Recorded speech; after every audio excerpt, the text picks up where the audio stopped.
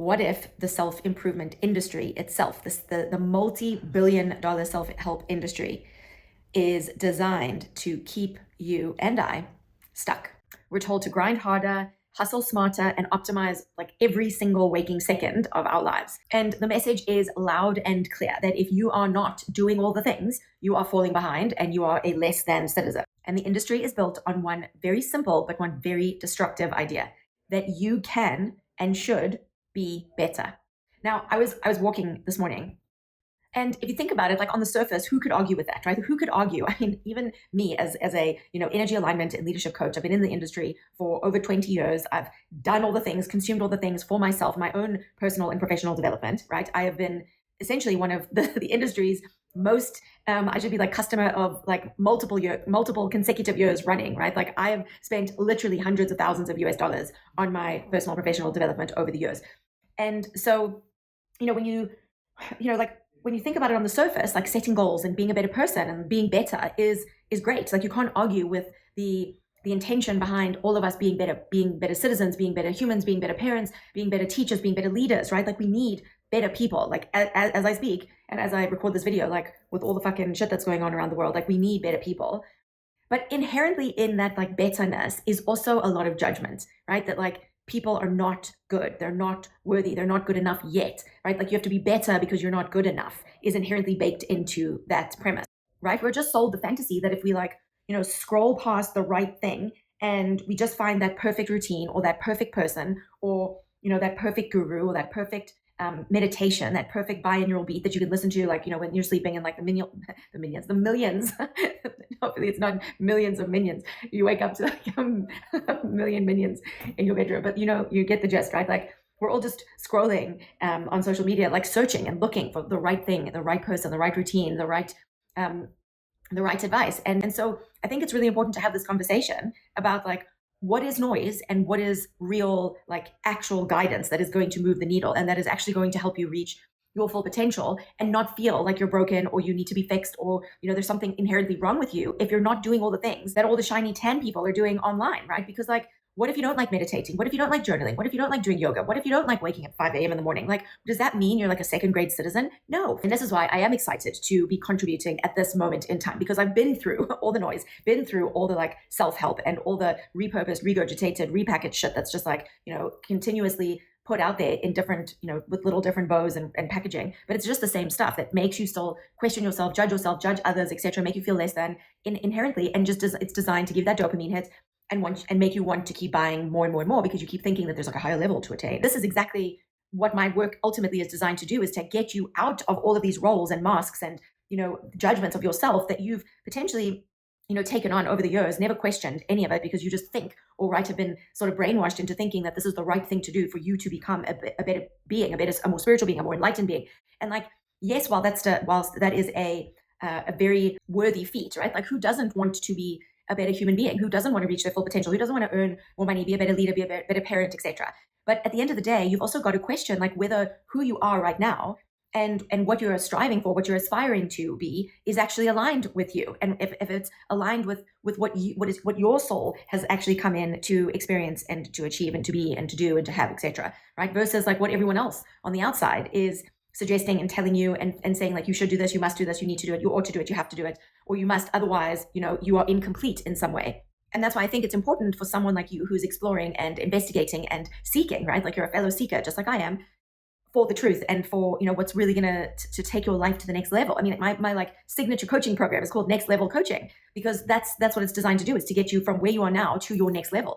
But not in a way that makes you feel like where you are now and your current level is wrong or broken or incomplete or not as good or needs to be better, right? I mean, it's funny because my husband and I used to have this conversation before we were married. He would always say like, Carrie, you always want something more and something better. And he was right. And he still is right to this day.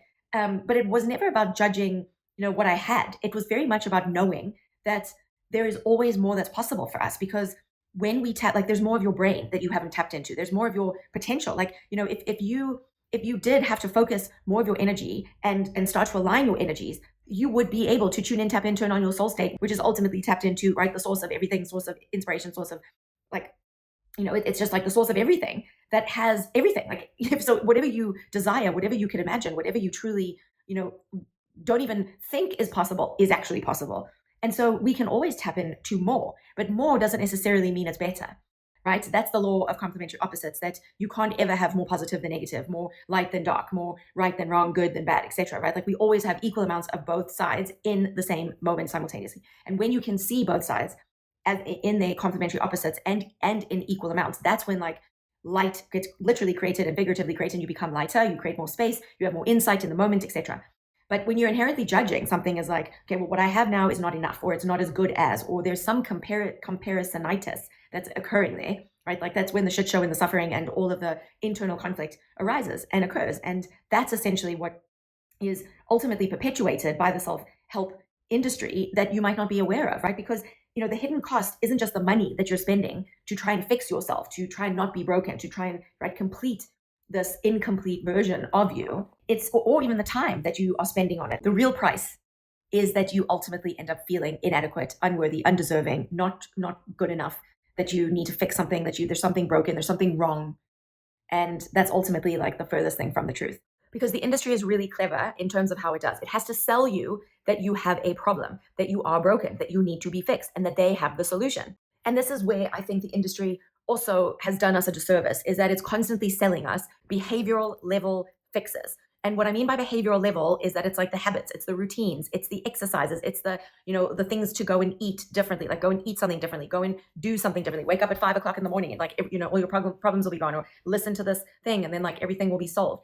And if you've ever listened to any of my other videos, I talk a lot about what I call the leverage points of change. And behavior is at one of the lowest leverage points that you can change anything with ease, right? So, if you have ever wondered like why you don't do the exercise routine, and follow through on it, or why you don't, eat more healthily in the way that, someone else is saying you should eat, it's usually because there is another higher leverage point of change that is informing your behavior and you're not aware of that.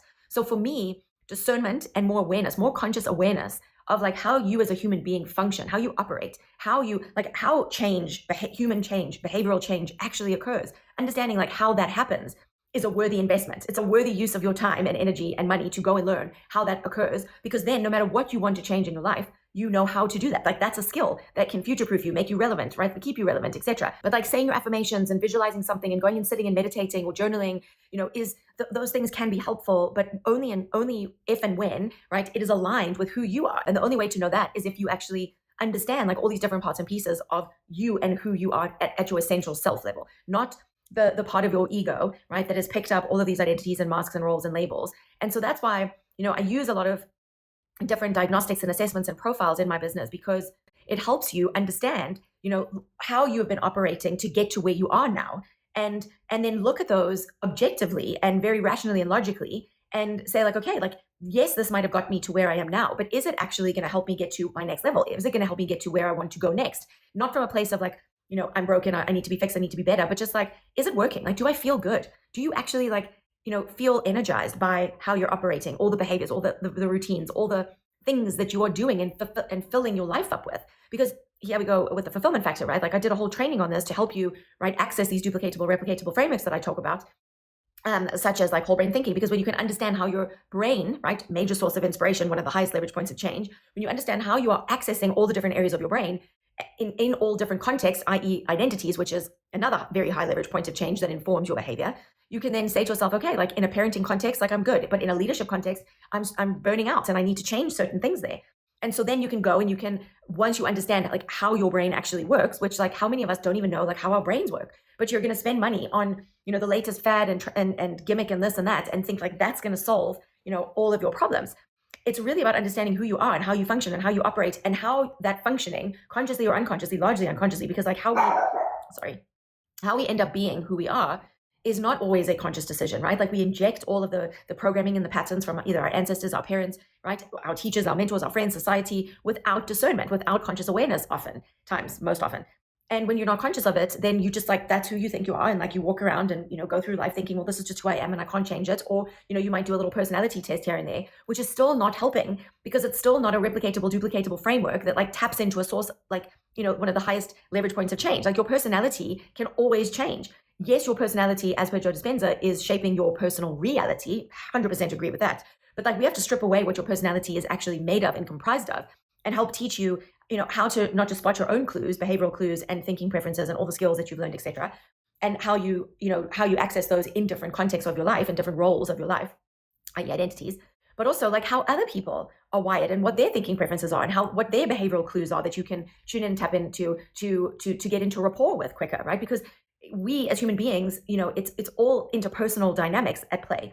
So if you're having conflict with a relationship, like if you're wanting to be better so that you can attract a new partner, or have a better relationship with your kids, or just understand your colleagues and the people that are working for you, to inspire them and motivate them to like really push through end of the year, right? Like burnout's happening, everyone's fucking frazzled and can't breathe and whatever, can't deal. But like if you don't know how those human beings, what they value, what motivates them, what inspires them, what different areas of the brain that they access that are either similar to yours or different to yours, and how that translates into their behavior, into the way they dress, into the way they speak, into the way they are inspired and motivated and operated from within, it's going to be really fucking difficult to like make a change in that area of your life and to think that you're a good leader, but you're not learning like how to be a good leader, like what it takes to be a good leader. Like, and that's what I really call the energetics, right? So energy is ultimately informing all of these things: how we think, how we speak, how we behave, how we act, and how we feel, and all of the different components, even like how we dress, how we, how our physical home environments and work environments are organized. It's all linked to higher leverage points of change. It's all energetic in nature. And if you don't understand those energetics, that's what's going to make you ultimately not necessarily fall behind, but just lag in your ability to change your life and in area of your life, manifest, whatever you want to call it, with ease and speed and consistency. And the self-help industry is set up to continuously sell you the next best gimmick, right? The next thing that's going to just keep you addicted to self-help and to buying the next book and to buying the next this and that. And I think for the thing that I'm after is equipping and empowering you, right, to tune in, tap into, and on things that you already, right, that we all have access to. It's not just like some fucking, process that you have to climb Kilimanjaro for, or like climb Mount Everest for, or like go and meditate with the monks for. And trust me, like been there, done that, got all the t-shirts that you could possibly imagine with all the different things. So it's not like I haven't been there and I don't know how tempting it is. Like I'm still to this day, right, like embarrassed about it, because I'm always, at any one point in time, anyone that knows me well knows that I'm like studying or getting certified in like at least 2 or 3 things.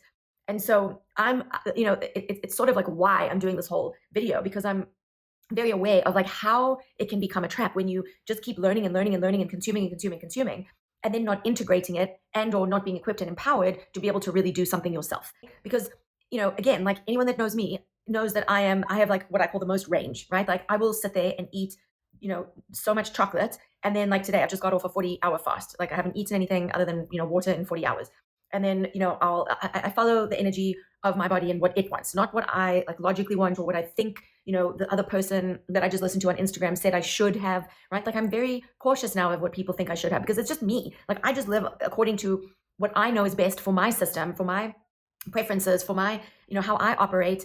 And that is me, not you. You might be completely wired differently. You might operate on a different diet, on a different frequency, on a different, right? Because it's all just different frequency. Frequency informs form. Form as in like matter, material, whatever, like from the micro to the macro, from our physical bodies, etc. So, learning, for example, in Fulfillment Factor, like I started telling you that it was whole brain thinking. I also go through human design, because the human design is a whole system about the science of human differentiation, right? Like how and individuation, how we are individuals. Yes, we are energetic beings having a human experience, and the energetics is so important. I mean, it wouldn't like be a major part of my business if I didn't think it was. But the other part of it is that we are human beings, right? So our emotions, our feelings, like our thoughts, our physicality, like what we put in our bodies, how we move our bodies, like all of that also. We need to just embrace like what it means for us to be human, and for you to figure out like what that's going to be for you, right? And not have someone tell you what you should be, what you ought to be, what you need to be, without like knowing. It's just that we really have to redefine growth and the way we look at what we are doing, right? Which is why I keep talking about discernment and being more self-aware and really questioning like, what we are spending our time, energy, and money on, and what return we're really going to get from that, and what investment of time and energy and money that's going to yield. What skills are you going to walk away with? And are those skills because, you are operating from a fear that you're going to not be relevant and that you're going to, become redundant, when it's like, okay, yes, like that might help you for a short period of time. But as we've all seen now, like we don't know what the fuck the future is going to look like in terms of, our jobs and our careers and everything. So for me, it's about really making sure that you're learning skills and becoming equipped and empowered to really understand like the nature of reality, the nature of human beings, what it means to be a human being, to build rapport with others, to build relationships, to be able to lead, to be able to parent, to be able to, right? Like have healthy relationships with your loved ones, etc., and to be able to overcome those challenges, like, because that's like, we are still human beings having this human experience with, right, driving to work and being in traffic and having to navigate all these very human things. So whilst the self-improvement industry is often talking about the this like very spiritual like realm that you have to like go and dismiss, it's spiritual bypassing. Like, it's not helpful. A lot of what it's teaching, it's toxic, and it's not showing you the whole picture ultimately. I mean, the irony is that the self-help industry almost never teaches the one thing that actually would set you free, which is that peace and worthiness are not something you need to achieve, but rather something you actually just need to uncover, right? And that's why a lot of my work is about dissolving and not resolving, because I don't believe in like resolving means like you're just solving the same thing over and over and over again. When you dissolve, right, the myth or the belief or the blockage, the energetic blockage that has come from wherever, right? Like ancestry, a friend, a particular, like anything. It could come from anywhere that suddenly makes you think that like you're not worthy, you're broken, you need to be fixed, you're not deserving, etc. That there's something wrong with you now. Like, that's the lie. That's the lie that you keep buying into, and that the self-improvement industry keeps perpetuating. So for me, it's about a much kinder and more relieving, right? It's like much more of a relief when you can actually recognize that there's nothing wrong with you. You're not broken. You don't need to be fixed, right? And you might be thinking like, well, then like, why are you, like, what do you do? Like, what do you do to make money if you don't tell people what to do? I don't tell people what to do. I teach you how to be you authentically and in alignment. Like, what is true for me is not necessarily true for you. What is true for like someone, a CEO or a leader of a company that, that's killing it and making millions and billions and gazillions, or like, some Instagram personality, it might not be that stuff, their routine, their everything might not be what is alignment for you. That's your path. Like, that's what we have to go and uncover together. And that's a beautiful, beautiful journey of discovering, right, and uncovering all of the disowned parts that you can now own within yourself, and the new parts and pieces of yourself that you never even knew existed that do exist, which is so cool. And so, that's why things like, the fulfillment factor, besides the whole brain thinking and the what's the other one? Human design. Like, I also go into the Enneagram, because Enneagram teaches you the box that you're essentially living in and how to get out of it. Because again, remember, like, so many of us are operating from roles and identities and things that are not necessarily, that have served us to a certain point because they've helped us survive and they've helped us, get the needs that we think or we felt we, didn't get through our childhood and our early developmental years. But then, like, now moving forward, right, and getting to your next level, getting to whatever else that is possible for you to absolutely create, right, and that's your birthright to have these desires and aspirations. But not to think that anything's wrong with where you are. That's right. That's the piece of self-acceptance that we have to weave in here. So understanding that box that you're in is going to help you get out of the box, right? Like, you can only get out of the box when you know that you're in a box. And that for me, that was like massive awakening and transformation when I learned about my Enneagram type and the stretch points and the release points, and like, because if I'm operating, I'm a 7, right? So constant like gluttony, learning, consuming, like always. So if I was on this hamster wheel, that's why I'm speaking from firsthand experience here. Like, I know this experience so well, where like, you just keep, I was just consuming so much personal and professional development, but I was never integrating it. I was never like stretching into the one, to really get some discipline and to get some structure, and releasing into the 5, which is the quiet specialist, to like really master it. And when I did that, like, that's when all my original soul state IP came about, and like my unique, and differentiated approach and intellectual property came together in like channeled. And that's then what is possible for you. Like, you might not be a 7 needing to stretch into a 1 and release to a 5, but like, what is the type that you are, and how do we work with that to help you get out of the box, to help you, so, and another example, like from a whole brain thinking perspective, is that I know in my personal relationships, I'm an extremely high L1 dominant thinker, which means that like I can come across very curt and like, very like all this animation and color that you see goes away. And I can be very intense, and I can come across as like, have the resting bitch face and whatever. But, and that's in like my personal relationship context. Like, it's like such an illogical place for that to show up. But now that I'm aware of it, I can rein it in, and I can go and borrow some of the like other functionalities from other different parts of the brain, right, that I have very high quadrants and high preference in other contexts. So now, like, it might be very, difficult to, when I used to do these team optimization workshops in corporate and go in and like, teach people how to understand their preferences and do their profiles and understand how they change across the different contexts. One of the questions I used to ask them was like, okay, spot my clues. And it was cool, because it would, be a little test to see if people were really paying attention to the essence of each quadrant. But it's also really helpful to see how it animates, like how our brain animates energetically our thoughts and our words and the way we dress, the way we make decisions, the way we purchase things, the way we lead, the way we relate, the way we, make business decisions, the way we parent all of the things, right? There's like 1,000 different contexts with the specific set of whole brain thinking profile assessments that I have chosen to use, because I like, again, being able to measure and show you how you are operating across all these different contexts to help you understand who you are, and how, to then therefore relate to other people, and spot their behavioral clues, because ultimately, again, like, we're human beings trying to like live out this human experience.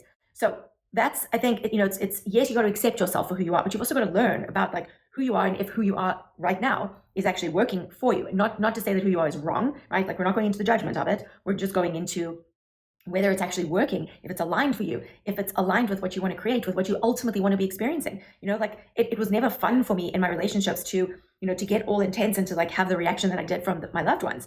And so, if I wanted to change, aka manifest, or like, change my reality and quantum shift and quantum jump, like, I could fucking sit there and, quantum jump. But like, at the end of the day, when the rubber meets the road, I'm a human being, and another human being is reacting to me, and, there's an interpersonal dynamic and conflict. I've got to learn how to do that. So those are just the things that I think, would be worth you considering investing in and learning for yourself, so that you can, just be more of your true self, right? Not more of the self that you've kind of come like into this moment, potentially largely unconsciously. So that's why, like, I don't know, I love, being able for someone to do their you can go and like download a free body graph, and discover your human design. It's a little free on my website right now. I think it still pops up. And it will tell you exactly like how you use your energy. And if you're a generator like me, and our energy just goes and goes and goes and goes. And so if I don't use up my energy throughout the day, I have a very difficult time sleeping. So each type has a different way of interacting with energy. So that's another, important like facet to understand about yourself, because once you understand like how you process energy and how you are specifically individually designed to thrive, that's why my whole set of human design reports are called Design to Thrive. And you can look at your human design through the lens of your nervous system, and how to support that. You can look at it through the lens of leadership strengths. Then like I've got a really comprehensive one that'll take you through all of the different things, even to understand like, what is your purpose here? What is your profile? That's the profile number. Mine is a 1-3. Like, when I discovered that, and I mean, I've always, been interested in like, what is my purpose and why am I here? And I bet you are too. And so, when you really sit back and start to learn about yourself, and you start to really understand like, what you were put on this earth to do as an individual, as a human being, it's and that is linked to your energetic nature, right? They're not separated. One is not, because here's the thing that a lot of people perpetuate in the self development or the self improvement, self-help world, is that people walk away often with the belief in the lie that like you have to become spiritual and you have to like denounce your humanness and be your human beingness, when I think it's the total opposite. Like, I think we are here to embody and embrace our human beingness, right? Because like, we are here in, on the planet in 3-dimensional form. We are not just like energetic beings. Like, yes, we are that, essentially, but we are having a human experience, and you can't deny that, and we can't move away from that. And it's not like you have to deny one for the other. You actually just have to embrace both and learn how one is informing the other, and then how to really be a human. I mean, like, who would have thought that I was teaching other humans to be human? Like, when I myself never felt like I belonged, I was always felt like I was, this little alien. And so you probably, if you're resonating with me, you probably have that experience too, where, you're just like, fuck, I don't necessarily want to be here on this planet with all the misery and all the suffering, etc. But it is kind of fun, and there are yummy things like chocolate and ice cream, and, Wedgwood, especially Wedgwood ice cream. If you've never tried it, oh my God, you're missing out on life. And that there's beauty, like, there's just like, we get to have such a beautiful, delicious experience being human. So like, embrace it, and just, really welcome your body, and like start to just appreciate and be grateful for like, that you are who you are, that your body is what it is. Because when you begin to like embrace and accept what is as it is, that is the point at which, only the point at which, you can actually start to really bring in new things, make space for other things that you want to experience, and changes, aka manifest other things in your life. Because it's the thinking and the believing, consciously or unconsciously, that there is something wrong with what is, that perpetuates that lie and that reality that you will then keep experiencing and attracting. But if you actually, right, just like get really tuned in, tapped in, and turned on to like the fact that you're not broken, you don't need to be fixed, there's no problem. Like, you're a beautiful human being, you've got a beautiful soul at the same time, and you've achieved a hell of a lot. Like, you're kind, you have all the traits, right? Not just the bad ones. You've also got all the beautiful traits, all the good ones. We all do. And then you can start to, right, from that place of acceptance, be like, okay, like, what would I like to invest in next? time, energy, money, etc. focus, right? Because it's all just ultimately energy. And our energy is, yes, it's abundant. It cannot be created or destroyed. It just changes form. So it's like you can change the form of your body, of your thoughts, of your emotions, of your feelings, of your physicality and reality anytime you want, but not from a place of wrongness, not from a place of like, this isn't okay. It is okay because you've already created it. You've just never been taught or realized that you are like a massive, like miraculous, masterful, well, maybe not masterful yet, but if you're largely unconscious, we won't call you masterful yet, but like, that just takes practice, mastering it. Mastery isn't a judgment, right? It's just a descriptor of that someone can do it with more ease and speed and consistency, but it doesn't mean that you can't be masterful at it. It just might mean that you haven't really considered that you have that capacity yet, which is really cool. So I just think that for far too long, we've been sold this lie that like, happiness is on the other side of this like rainbow. And the way to get to the rainbow is this like never ending, grueling, road of self-optimization and like self-betterment, self-improvement, right? And I really think that the hidden cost of that journey is really costing us our peace of mind. And is the solution like, so what's the way out of the trap, Carrie? Like, is it just to stop growing? No, fuck, absolutely not. Like growth is a part of life. If you're not growing, you're dying. But it's really, I would say there's, besides the self-discernment, the discernment and the self-awareness, I would also say it's a lot of self-acceptance, right? We talked about really just like self-accepting who you are right now and realizing that yourself is enough, right? Like you are enough as in your soul state, you are enough. So discernment, self-awareness, learn about yourself, invest in learning about you. If there's nothing else that you take away from this, like go and discover who you actually are, like at your essential being, and not like just at a soul level, because like that's, like, yes, I often talk about like, tune in, turn on your soul state, but like, that's just because that's where everything is whole and abundant and healthy and vital. Like that's just where like everything is whole and well. But like you're also this human being that has to like get into a car and drive to a school or drive to a work and be a boss or be a parent or be a friend or be a like whatever you are. And you have to be all those things, and you have to learn how to be, right, all of those things in a way that really fulfills you. Talked a lot about a lot of different programs here that I offer. So like Fulfillment Factor, that gives you a nice overview. Aligned Living is a little self-paced program that goes even deeper. It was a group coaching program. So there's like a lot more depth to that. And then obviously next level coaching is like, one-on-one coaching with me where we just like do it one-on-one. There's no group, there's no, and you get all access to all the other things. So if any of that is of interest, links are down below. Please make sure that you subscribe and like this video and hit the notification bell, so that the algorithm knows that you like me and you want to see more of me. And I don't think there's anything more valuable than you being you. It's priceless. You being you, authentically, being free to be you in your expression, in your parenting, in your leading, in your friendships, in your relationships, in your wealth creation, like truly being free to do it in the way that like feels the most fulfilling to you, I think is what this whole thing is really all about, aka life and manifesting and whatever, the whole journey that we're on.